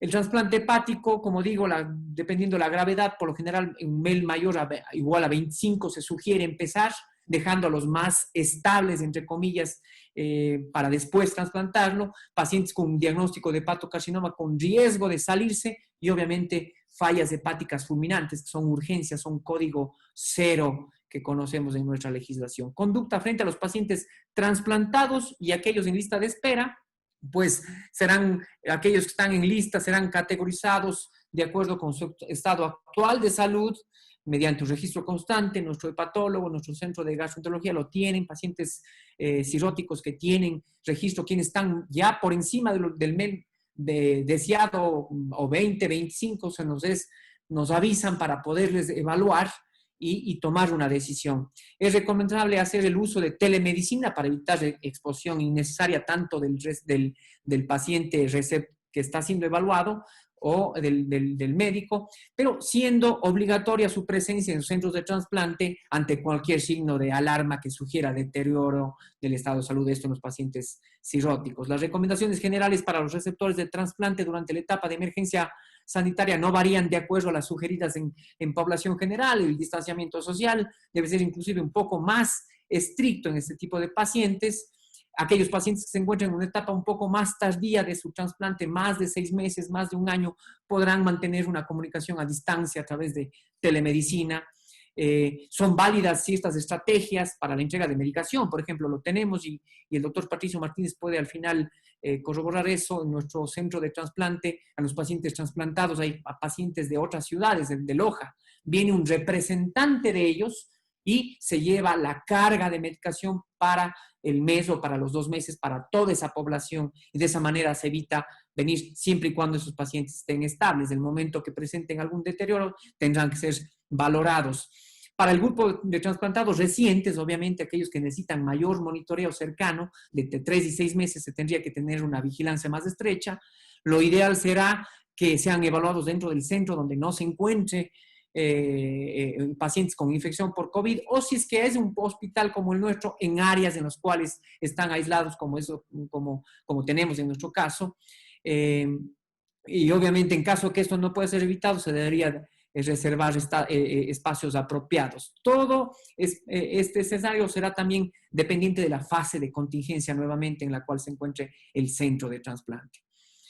Infecciones en los trasplantados. Los pacientes trasplantados con sospecha clínica de infección por coronavirus tienen indicación de realizarse igual las mismas pruebas diagnósticas de valoración de ingreso si el resultado es positivo, inicio del tratamiento dependiendo de la evidencia que tenemos. Sin embargo, al momento no contamos con evidencia sólida para recomendar un tratamiento en este tipo de pacientes. En la población tanto general cada vez ya vemos más evidencia robusta, pero que también se aplique en los pacientes trasplantados. Nosotros hemos tenido 2 pacientes renales infectados, uno con resultados buenos que se recuperó e infelizmente otro paciente trasplantado renal que terminó falleciendo. Es de esperar que el comportamiento del coronavirus en pacientes trasplantados produzca resultados no deseables en este grupo de pacientes. Sin embargo, datos disponibles a la fecha son muy diversos. Hay reportes de cuadros leves con recuperación total y otros con desenlace de clínicos graves, con alta mortalidad, como es de pensarlo, ¿no? Receptores con niveles mínimos y adecuados de inmunosupresión, es decir, aquellos que están ya estables más de un año, se verían comprometidos tal vez en menor intensidad, casi comparables a la población general. Inclusive este autor, basado en experiencias de epidemias de coronavirus pasadas, de hace más de una década, él postula que incluso existe un efecto protector frente a esa tormenta de citocinas, que es lo que termina matando al paciente con coronavirus, que tal vez sea factor protector en los pacientes trasplantados, hecho que ha sido muy cuestionado porque hay reportes de pacientes trasplantados de cualquier órgano con desenlaces fatales. Lo que sí es de esperar es que el paciente trasplantado, o sea, su carga viral es mayor, su lenta depuración es cada vez, una vez superados los síntomas, eso sí se ha demostrado, lo que convierte también en fuentes importantes de contagio, ¿no? También es importante las interacciones que pueden haber entre los diferentes fármacos que se pueden usar y los inmunosupresores. Hay que ver los riesgos y beneficios del tratamiento del coronavirus en los pacientes trasplantados, ¿no? Lo que menos quisiéramos es un evento de rechazo, es decir, un evento inmunológico en el cual un paciente con coronavirus tendríamos que entrar a bolos de esteroides para evitar el rechazo y de esa manera se activa más el virus. Es un cuadro muy complejo en la toma de decisiones. Tener especial precaución sobre los posibles riesgos frente a los eventos de rechazo inmunológico. Recordemos que una de las terapias es justamente el plasma convaleciente, ¿no? No hay evidencias, pero en pacientes trasplantados renales hasta cierto punto estaría contraindicado, porque recuerden que el plasma es rico en anticuerpos, obviamente para tratar el coronavirus, pero de esa manera también podría generar una respuesta halogénica al trasplante y causar un rechazo. Entonces, obvio, no son datos confirmados, la evidencia es muy escasa, simplemente de recomendaciones. Conclusiones para terminar. Los sistemas de salud en el mundo se han visto desbordados por la pandemia ocasionada por el coronavirus. Obviamente la actividad trasplantológica mundial se ha visto directamente afectada en la pandemia, pudiendo producir desenlaces fatales para quienes están en espera por un órgano o para aquellos trasplantados susceptibles para la inmunosupresión. La mayor parte de la información se basa, como digo, en recomendaciones y consensos de líderes de trasplantes que se han visto desafiados por esta pandemia, sin contar todavía con evidencia sólida en este campo. Se deberían aplicar estrategias escalonadas de disminución en la actividad de trasplantes de acuerdo a los recursos disponibles. Se dará prioridad a pacientes en lista de espera en quienes la gravedad podría comprometer su expectativa y calidad de vida, y los pacientes trasplantados con diagnóstico de COVID, su pronóstico se verá alterado, sobre todo en su condición inmunológica, tomando en cuenta también las interacciones farmacológicas en este tipo de pacientes. Repito esta diapositiva y ya para terminar, que como ven, obviamente un programa de trasplantes en estos momentos podría ser una carga adicional al hospital, a la diferente carga de trabajo que tenemos con los pacientes con coronavirus. Sin embargo, yo también, y esto de manera personal, invito a las autoridades también en pensar en nuestro resto de población susceptible con enfermedades catastróficas o prevalentes, crónicos, oncológicos y sobre todo en aquellas con falla hepática terminal. Tenemos que empezar a proponer, a buscar alguna solución, en tener algún espacio para este tipo de pacientes, porque como decimos y como este autor lo sugiere, es la mano invisible, el daño colateral del trasplante hepático. No quería terminar sin darle un justo homenaje a quien es uno de los pioneros en los cuidados intensivos. Cuando se enteró de que hicimos el trasplante, tuve la oportunidad de conversar hace un par de meses con él, muy contento. Él durante años en el Hospital Vicente Corral Moscoso fue en pro de la donación. El Instituto Nacional de Donación y Órganos y Tejidos, el INDOT, hizo un homenaje en nombre de él, el doctor René Aguirre Paredes, un héroe que la semana pasada nos dejó luego de esta pandemia. Muchísimas gracias. Si hay alguna pregunta o comentario, queda abierta la charla. Bueno, muchas gracias, Agustín. Digo, excelente tu presentación. Creo que los términos muy claros. Como dices, realmente esta pandemia vino a afectar muchísimo, ¿no? No solo en la parte de los pacientes que están padeciendo justamente del COVID-19, sino también aquellos pacientes pues, crónicos que necesitan de cirugías o necesitan de tratamientos como el trasplante o a veces pacientes oncológicos que no llegan a alcanzar a conseguir sus cirugías justamente por esta demanda tan importante de pacientes que están ocupando las camas en terapia. Como bien dices, pues obviamente nuestro hospital es un hospital centinela y obviamente pues nuestra demanda de pacientes COVID digo, importante. Realmente hemos tenido un incremento de camas y obviamente todas estas camas son todo el tiempo llenas, ¿no? Te voy a hacer un par de preguntas que nos han hecho por parte del público. Y una es, nos preguntan ¿cuál crees que sería la problemática por la que se traduce en que hay pocos trasplantes realizados a nivel del país? ¿Cuál crees que sería la estrategia para mejorarlo? Y pues hay que tener en cuenta que hay pocos programas que están activos de trasplantes por ahora. Sí, excelente pregunta. Justamente lo que habíamos planteado, pues eso, ¿no? Como dije y repito, el denominador común va a ser cómo está la situación actual en el centro, ni siquiera en la ciudad. Al inicio de la pandemia, obviamente se cerró todo tipo por la incertidumbre que había en este tipo de pacientes, digamos así. No sabíamos qué podíamos venir. Pero ahora estamos en un estado un poco más crítico, ¿no? Como ven, las recomendaciones, si bien la evidencia no es tan robusta, las recomendaciones serían esas, de manera gradual ir implementando. Nosotros semanalmente tenemos un comité, tanto renal como hepático, y en las últimas reuniones se ha empezado ya a analizar la problemática sobre justamente tomando en cuenta estas recomendaciones en empezar. Obviamente nosotros estamos evaluando a todos los pacientes, inclusive llegaríamos a enlistarlos y obviamente pacientes en los cuales sobrepasen el MELD de 25, en el caso del hígado, intentar trasplantarlos buscando una alternativa. En este caso tal vez sería la ciudad de Guayaquil, que tenemos entendidos que está en miras de iniciar nuevamente su programa. La otra planteamiento sería, como les dije al final, simplemente empezar a buscar lugares, me refiero dentro del hospital, a tener un lugar específico para cirugías de alta complejidad, corazón, neurocirugía, traumas graves, oncológicos, trasplantes, libre de coronavirus, con una terapia intensiva, con 1 o 2 camas y destinados para ese fin. Sería el siguiente paso porque, como vamos, yo creo que esto todavía se prolongará un poco tiempo más. Es difícil realmente, gran pregunta, y es difícil, en eso nos encontramos todos estos meses buscando una manera.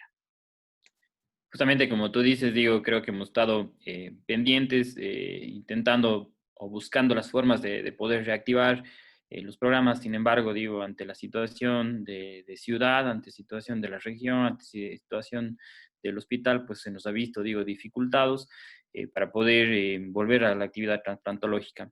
Digo, también un poco acotando a lo que hacía la pregunta, pues él nos hacía referencia a cómo podemos mejorar la parte de donación en el país. Digo, esto es un poco se ha intentado, digo, yo creo que lo mejor es buscar campañas de concientización acerca de la donación. Todavía hay mucho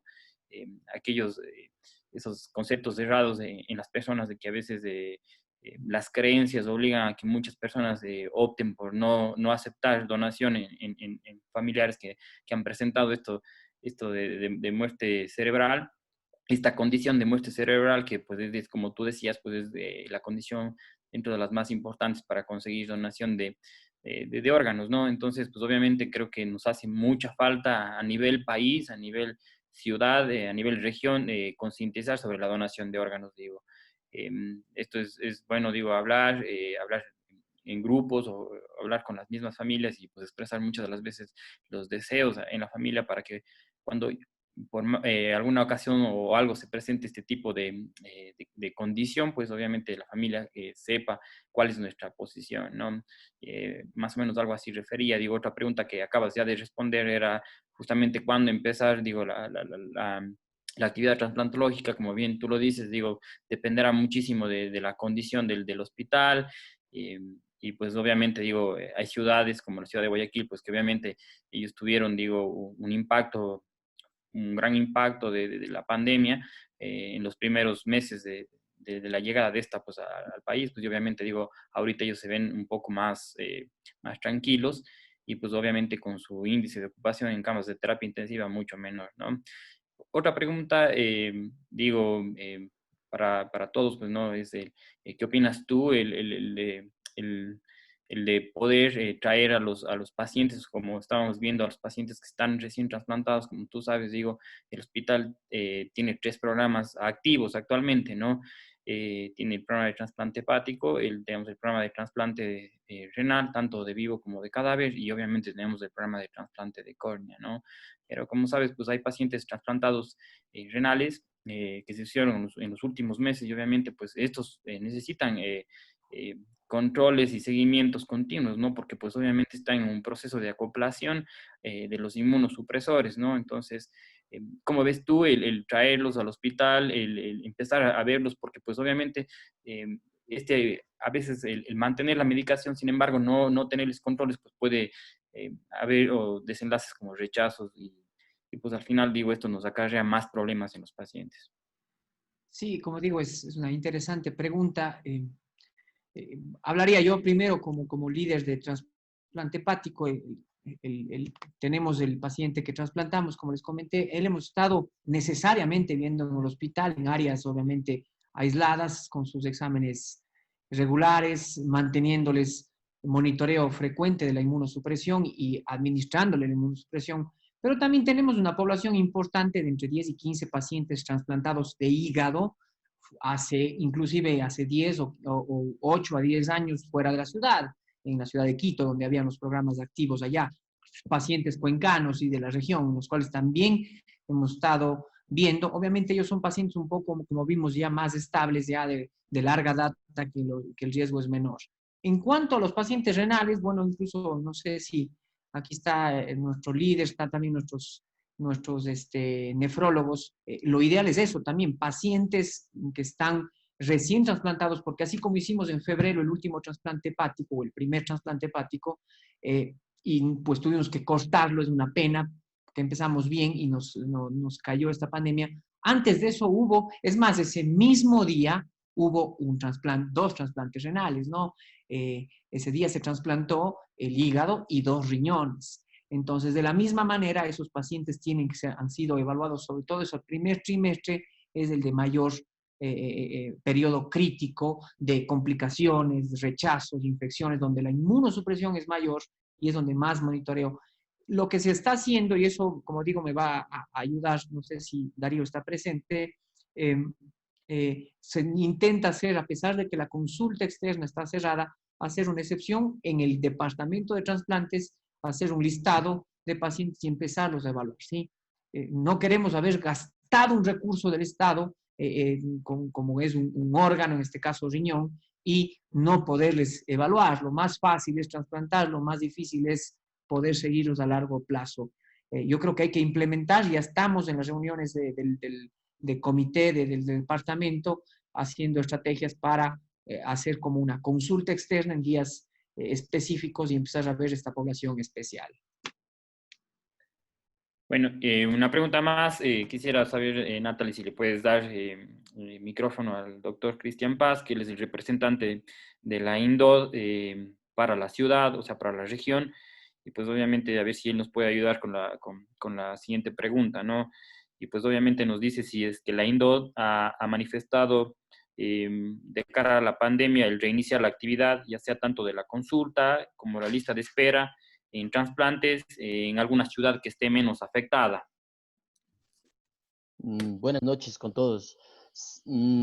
Respondiendo a la pregunta, Ninguna de las ciudades que está, ni Guayaquil, ha querido comenzar lo que es trasplantes.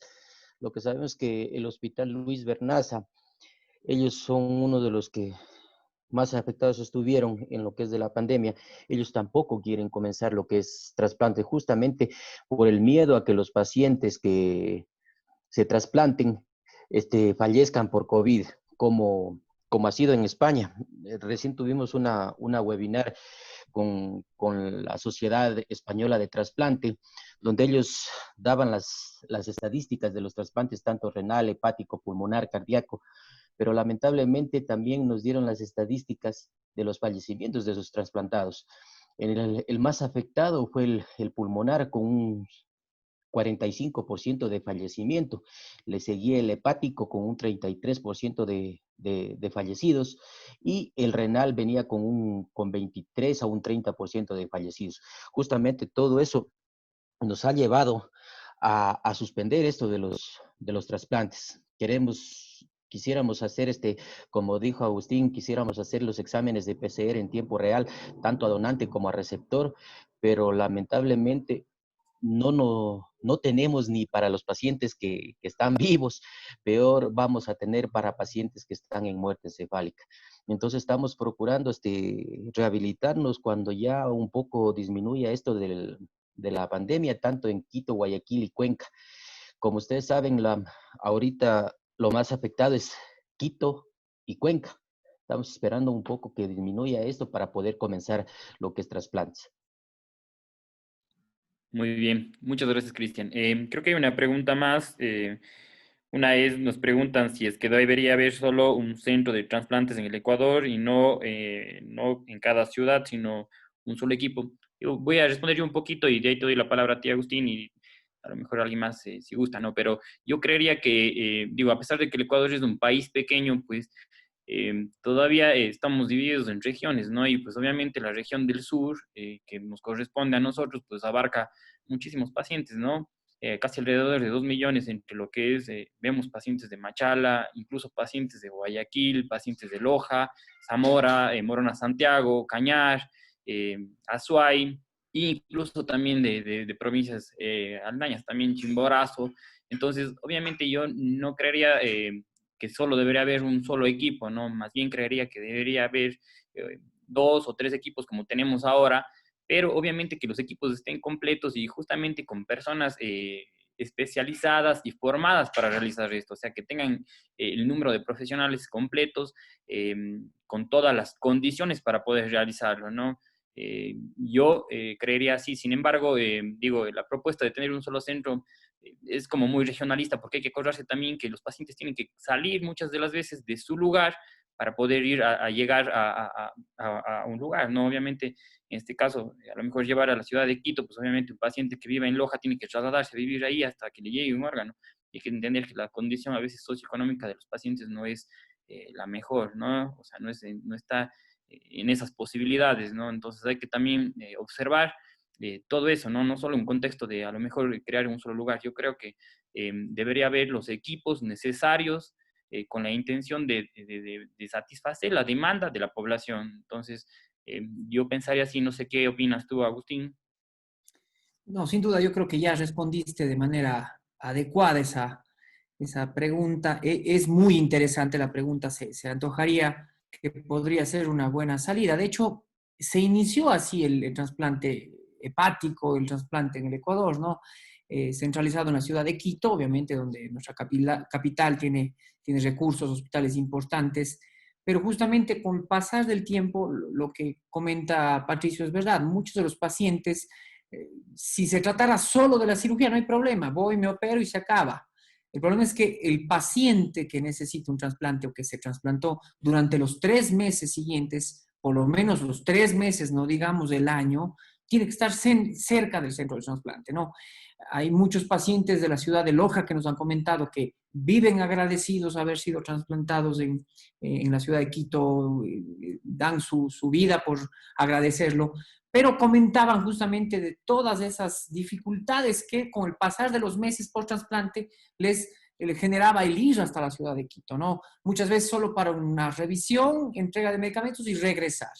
De esa manera, el Ecuador, como dicen, si bien es pequeño, está justamente por algo, está el INDOT dividido en tres regiones, región norte, región de Guayaquil y la nuestra región, en las cuales, si bien Cuenca, como dice Patricio, tengamos, no sé, 600, 700 mil habitantes, no sé, el nuevo censo, pero tenemos una población potencial de nuestro hospital, que es Hospital de Especialidades y Regional, que abarca una potencial, yo diría hasta un poco más, en los últimos, con las provincias Cañar, Loja, Morona, Zamora, El Oro, inclusive parte del sur de Borazo y parte del Guayas, de casi 3 millones, yo me debería decir. Entonces, si bien uno piensa solo en la ciudad de Cuenca, a lo mejor es muy poco, pero con 3 millones ya es una justificable. Uruguay tiene un programa de trasplante hepático muy, muy adecuado, que hace entre 17 y 20 por año, en épocas no pandemias, lo presentó hace algunos años en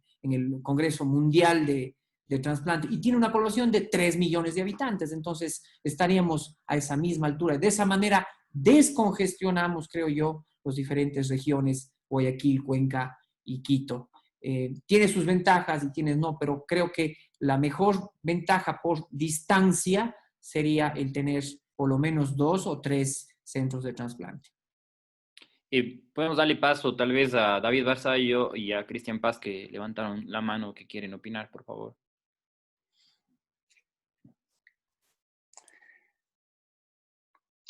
Bueno, buenas noches. Pues muchas felicidades al equipo de Javier Encalada en la coordinación de docencia. Esta ha sido una charla, creo que muy interesante para quienes estamos dedicados a la parte hepatobiliar y trasplante.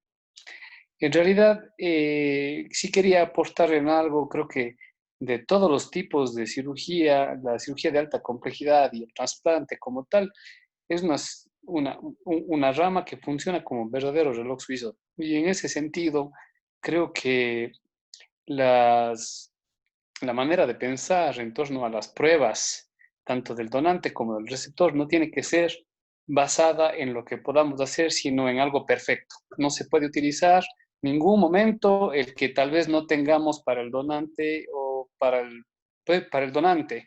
Creo que esto tiene que ser algo totalmente perfectible y exigido pues, tanto a INDOT como a las instituciones que van a estar involucradas, en donde las pruebas para el pool de gente que va de trasplante, tanto de donante como de receptor, estén ahí en el tiempo adecuado, que se irá perfeccionando con el tiempo. Ahorita estamos en una fase 5 de la pandemia, muy compleja, pero en poco tiempo podremos tener pruebas en menos de horas que viabilicen el trasplante cuando tengamos los hospitales listos.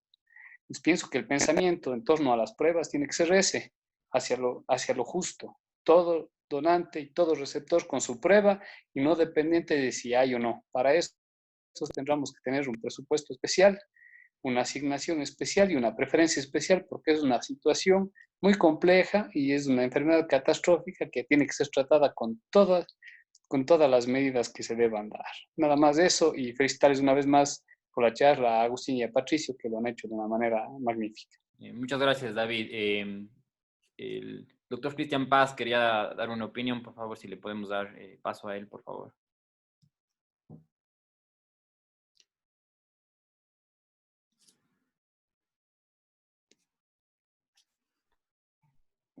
Justamente quería contar sobre lo que dijo el doctor Patricio y el doctor Agustín sobre los programas de trasplante. Es mejor tener un programa de trasplante en lo que es la coordinación zonal 3.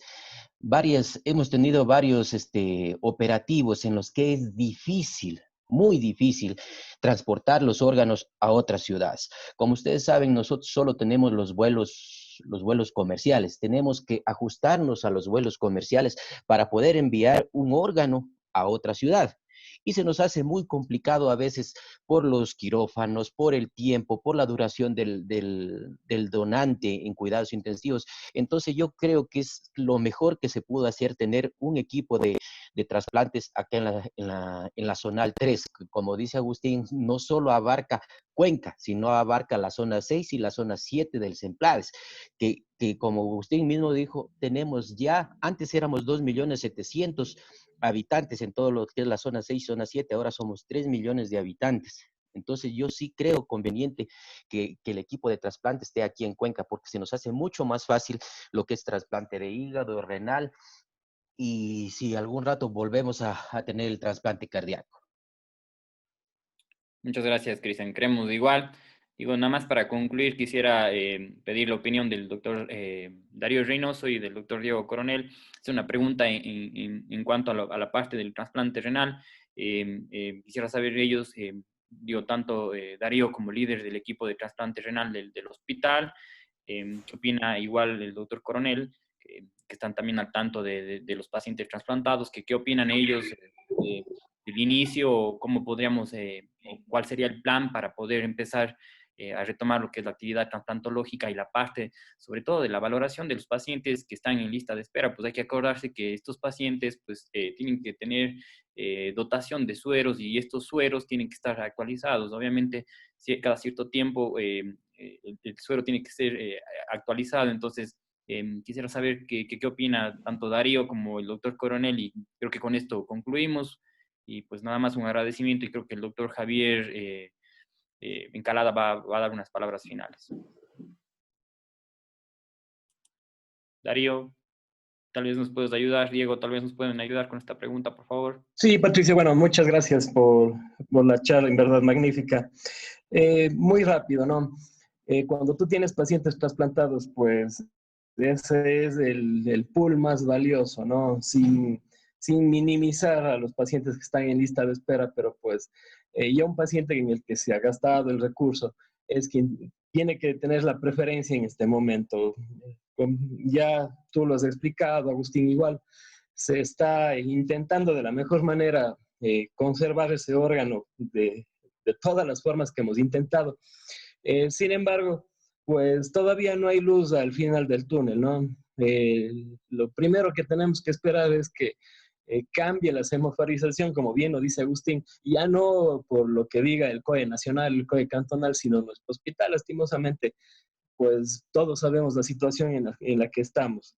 No solamente trasplantes, es todas las enfermedades catastróficas, como bien lo ha señalado Agustín, y no han dejado de aparecer, ¿no? La gente está falleciendo.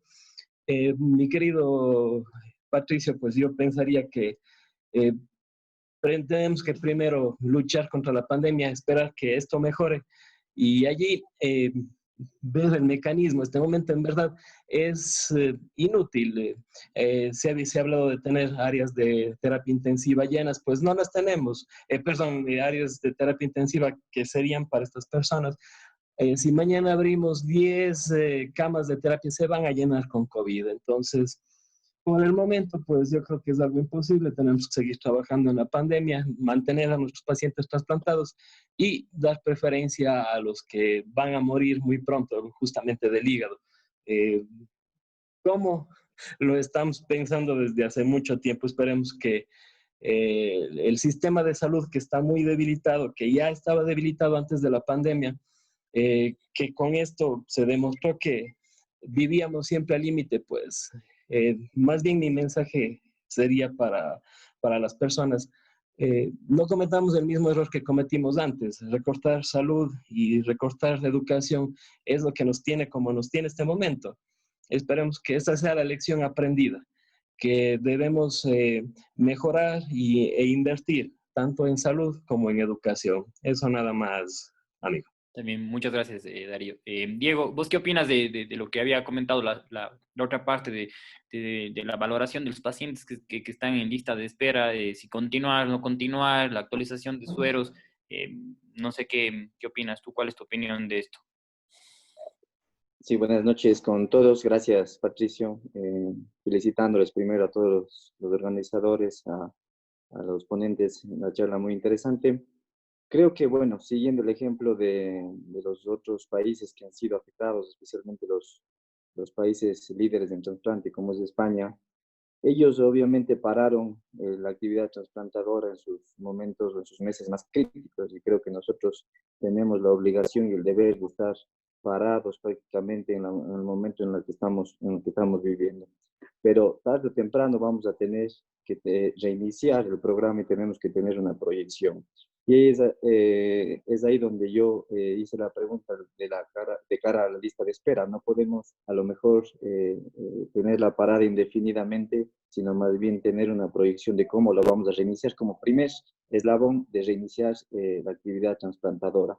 En España, siguiendo el ejemplo de ellos, pues ellos mantuvieron los estudios de los pacientes en lista de espera a través de telemedicina para no desactivar a aquellos pacientes que están en condiciones críticas y que han logrado pues completar el protocolo de trasplante. Más aún en nuestro programa, que completar los estudios del protocolo de trasplante lleva algún tiempo, lleva ciertas dificultades. Hay pacientes que demoran 8 meses, un año en completarse en la lista, y con esta situación prácticamente van a quedarse desactivados y van a tener que reiniciar.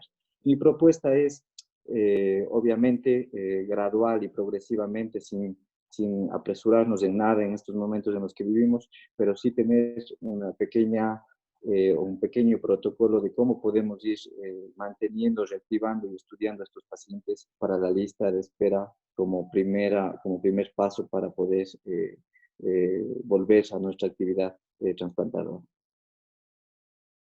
Muy bien, Diego, muchas gracias. Diego, nos hicieron una última pregunta y pues esta habla un poco de cómo crees que sería el cuidado para el personal de trasplantes. Como tú decías, al ser un personal valioso y hay poco en los hospitales, pues cómo crees que sería el cuidado a estos especialistas, ¿no?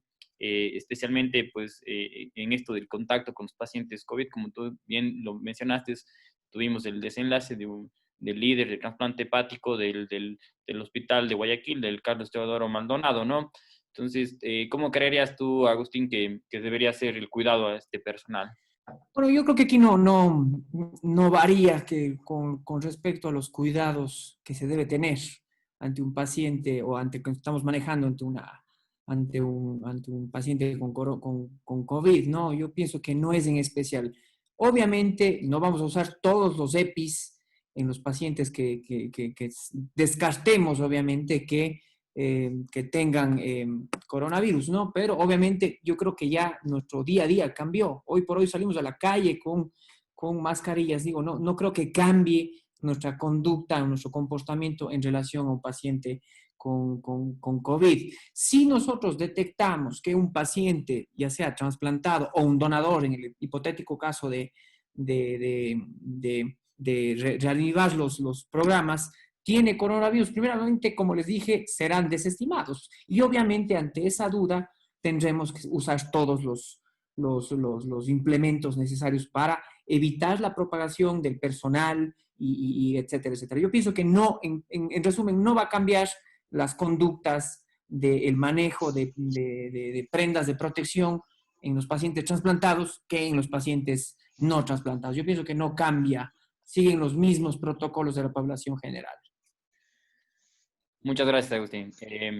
Para concluir, digo, quiero hacer un agradecimiento a nombre de lo que es el equipo de trasplantes del Hospital de Especialidades José Carrasco Arteaga, de todos los que hacemos y componemos este equipo, que es un equipo multidisciplinario, como lo habías dicho. Digo, ponerme a nombrar no acabaría. Agradecer de nuevo a la doctora Natalie Pinos y al doctor Javier Encalada, a quien voy a ceder el espacio para que termine esta sesión. Muchas gracias a todos.